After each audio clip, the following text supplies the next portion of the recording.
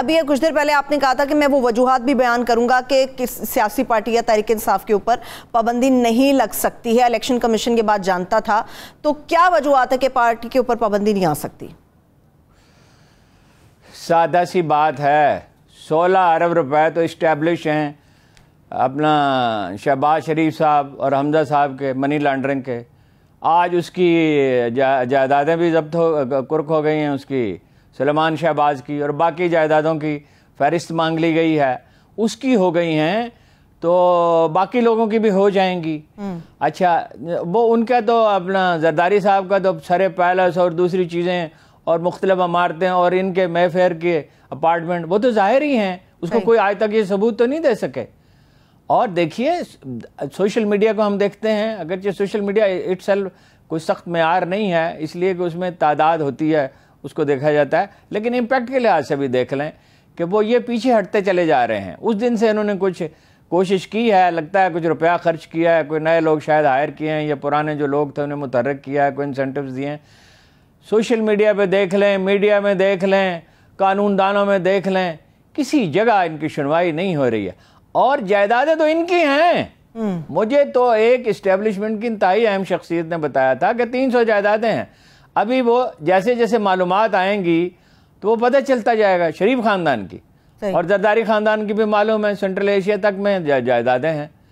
तो ये है उसकी तफसील, और ये वो तफसील नहीं है जो नवाज सबूत नहीं है जो नवाज शरीफ साहब ने पार्लियामेंट में दिए थे। वो अपना ये बता नहीं सकते कि बैरून मुल्क जो उनकी दौलत है वो कहाँ पे गई। शारजा से कोई खत ले आएंगे, अब वहाँ से ले आएंगे खत अपना कोई मस्कत से किसी जगह से, तो वो अब खुद तो कोई नहीं मानता। अदालतों का रवैया भी बदल गया है, अदालतों के पास कोई ऑप्शन ही नहीं रहा सवाए इंसाफ करने के। अब नरमी नहीं हो सकती और सख्ती भी नहीं हो सकती, और शक का फायदा मुल्जम को मिलता है। इस केस की मैं बात कर रहा हूँ, ये रेफरेंस दायर करेंगे और बोल तो उसमें इतने बेशुमार नकायज हैं। चीख के पाकिस्तानी कह रहे भाई हमने भेजे पैसे, हमने भेजे। अच्छा, फिर एक बड़ा नुकसान ये किया है कि समंदरवार पाकिस्तानियों को अपने खिलाफ उकसा लिया है, उन्होंने पैसे भेजने शुरू कर दिए। वो पैसे भी दे देंगे, वो मौलाना जफर अली खां का अखबार जब्त होता था, प्रेस भी जब्त हो जाता था, जुर्माना मांग लेते थे, और 2-4 साल के बाद ये वाक़या होता था। पूरा 40s में ये तमाशा चलता रहा। तो वो लोग रातों रात उन्हें पैसे देते थे, वो जमा करा के नया प्रेस खरीदते थे और अखबार जो है जिम्मेदार वो जारी रहता था। तो ये सूरत हाल है। जब खल्के खुदा किसी के साथ खड़ी हो, जब वक्त का धारा किसी के हक में बह रहा हो, तो आप कर क्या सकते हैं।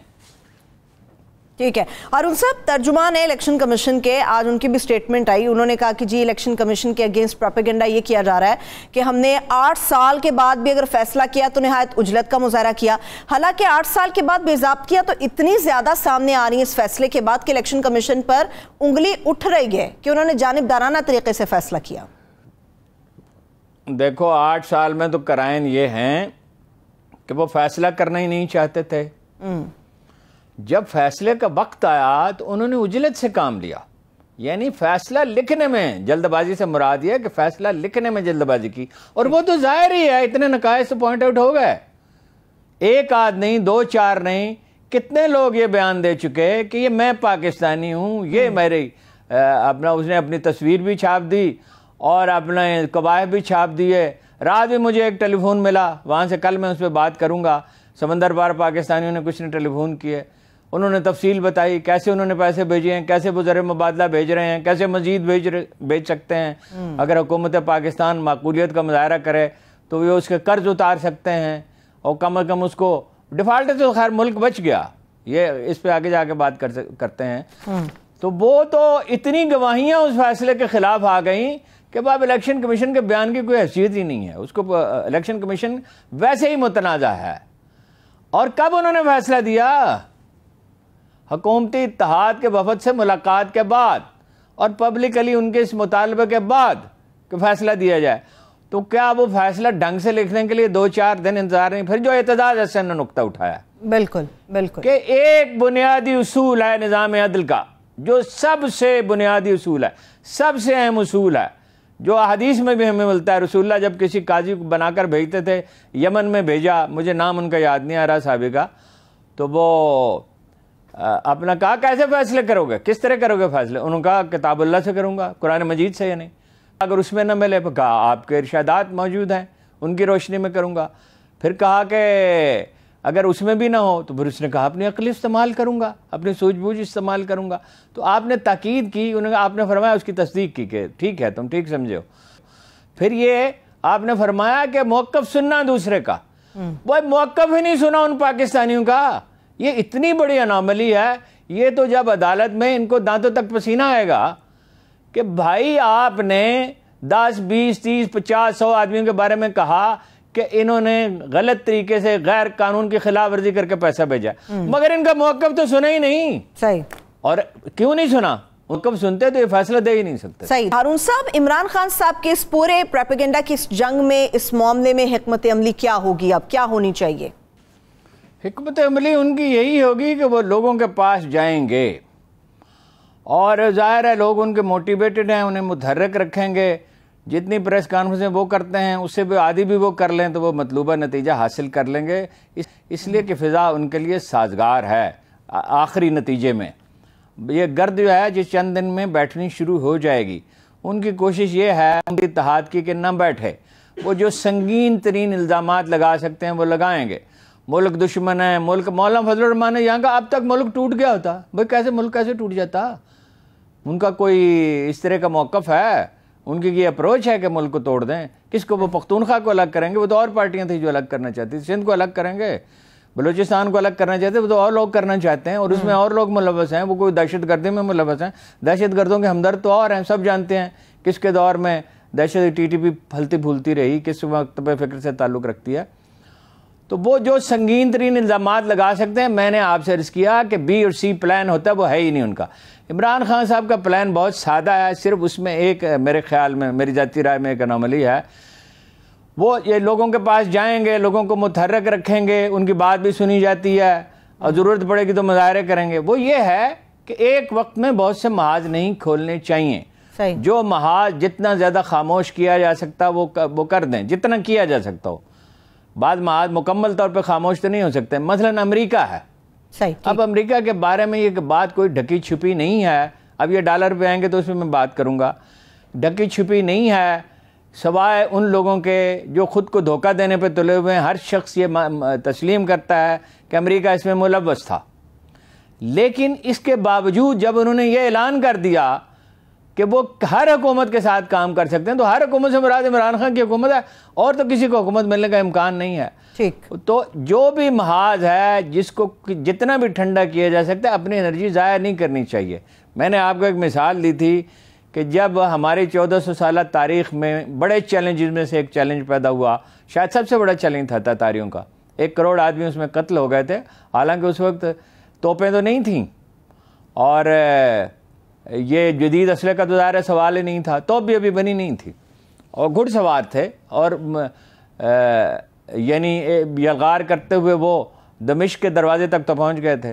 तो रुकनुद्दीन बैबरस ने, जो उस वक्त मिस्र का हुक्मरान बना दिया गया था, यानी प्रैक्टिकली तो वो हुक्मरान ही था तो वो यानी सिपा सालार था, चीफ ऑफ आर्मी स्टाफ का ये आज के ज़ुबान में।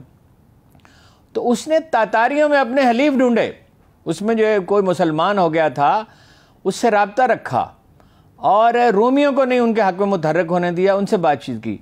तो एक महाज पे या ज़्यादा से ज़्यादा 2 महाजों पे, अव्वल तो एक ही महाज होना चाहिए, वो हुकूमती इत्तेहाद है, तो उस पर उन्हें तवज्जो मरकूज़ करनी चाहिए और गैर ज़रूरी महाज बंद कर देने चाहिए। मतलब मीडिया की मजम्मत से क्या हासिल है?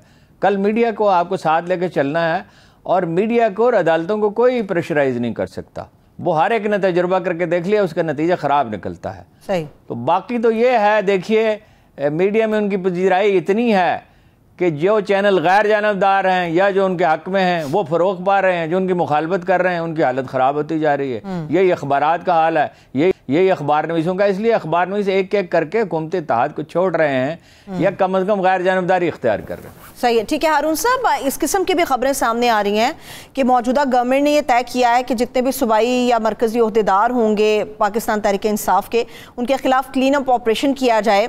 उसमें कासिम सूरी साहब का नाम है, असद कैसर साहब का नाम है, नजीब हारून साहब और दीगर बड़े और भी नाम शामिल हैं। क्या ये इमरान खान साहब को कमज़ोर कर पाएगी हिकमत अमली? नजीब हारून का क्या करेंगे? नजीब हारून साहब जो हैं, मैं आपके असल सवाल का जवाब दो, नजीब हारून ने तो कभी कोई सरकारी ठेका ही नहीं लिया आज तक। कोई 40 साल हो गए अमेरिका से वो पढ़ के आए थे जब उन्होंने अपना दायरा बनाया था।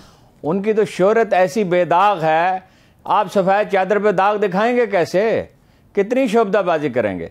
बाकी ये है कि वो पार्टी अहदेदारों के खिलाफ अगर तो कोई कसूरवार है किसी मामले में कार्रवाई करें तो उसको तो शायद लोग बर्दाश्त कर लें, आसानी से उसे भी नहीं करेंगे, माहौल ऐसा हो गया है। तो जो कसूरवार है उसके खिलाफ तो खैर कार्रवाई होनी चाहिए। सही। तो बाकी अगर बड़े पैमाने पे करेंगे तो उसका फायदा किसको पहुंचेगा? उसका फायदा पीटीआई को पहुंचेगा, वो मजलूम बन के उभरेगी।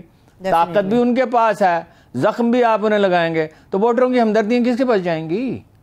वोटरों की हमदर्दियां तो फिर पीटीआई के साथ होंगी। और ये ऐसा होगा 2/3 अक्सरियत इसके नतीजे में यकीनी हो जाएगी। मुमकिन है 2/3 से भी कुछ ज्यादा वोट मिल जाए, इसलिए कि लोग इन्हें छोड़ जाएंगे। इस वक्त भी इन्हें छोड़ने के लिए तैयार हैं। देखिए पंजाब में किस तेजी से इकदाम उन्होंने किया, उनके हवास कायम है बावजूद सारी यलगार के प्रोपेगेंडा में, चाहे वो 3/4 वक्त ले जाएं, उनके हवास कायम है। पंजाब में देखिए एहसास प्रोग्राम फौरन शुरू कर दिया, पनाहगाहें फौरन शुरू कर दी, टाइगर फोर्स बना रहे हैं, अफसरों के तेजी के साथ तबादले किए और बहुत सी चीज़ें वो कर रहे हैं। पेट्रोल जो है उसका ज़िया बंद हो गया और शिकायत सेल बना दिया चीफ मिनिस्टर ने। तो वो उनके हवास कायम हैं। अभी तक तो कोई शिकस्त के और वहाँ डिप्रेशन के आसार नज़र नहीं आए। तो ये अहदेदारों के खिलाफ कार्रवाई करेंगे तो उसका फ़ायदा पीटीआई को होगा, इन्हें नहीं होगा।